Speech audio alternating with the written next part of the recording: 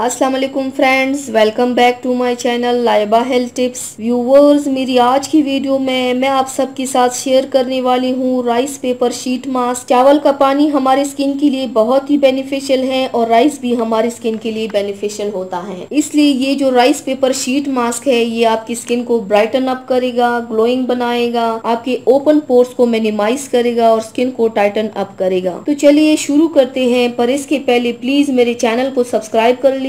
इसको बनाने के लिए आपको चाहिए rice paper spring roll wrap. एक राइस पेपर को चेहरे के मुनासिब से कट करना है। आपने इस पेपर को 5 हिस्से करना है। एक नाक के लिए, पेशानी, गालों के लिए 2, टोड़ी के लिए काटना है, चिन के लिए। फिर आपको चाहिए हाफ कप राइस। जो भी चावल हो आप उसे यूज कर सकते हैं। आपने चावल को पानी से एक बार धोना है, राइस को बहुत ज्यादा धोना नहीं है। अब इस चावल को 1.5 कप पानी में 1 घंटे के लिए भिगो दीजिए। 1 घंटे के बाद चावलों को हाथों की मदद से मसल लीजिए। इससे ऊपर का पानी क्लाउडी और व्हाइटी बन जाएगा। अब आपका चावल का पानी तैयार हो गया है। अब राइस पेपर के ऊपर राइस वाटर को डाल दीजिए। आप चाहे तो एक एक पीस को डिप करके इस्तेमाल कीजिए। 2 से 3 मिनट तक छोड़ दीजिए और सूख करने के बाद आप इन पीसेस को बहुत जल्दी अपने चेहरे पर अप्लाई कीजिए। चावल के पानी में विटामिन और मिनरल वाफर मिकदार में पाया जाता है। इस शीट मास्क को अप्लाई करने के बाद 15 से 20 मिनट तक अपने फेस पर छोड़ना है। इसके दौरान आप राइस वाटर या फिर अर्के गुलाब का स्प्रे करते रहिए, क्योंकि ये जो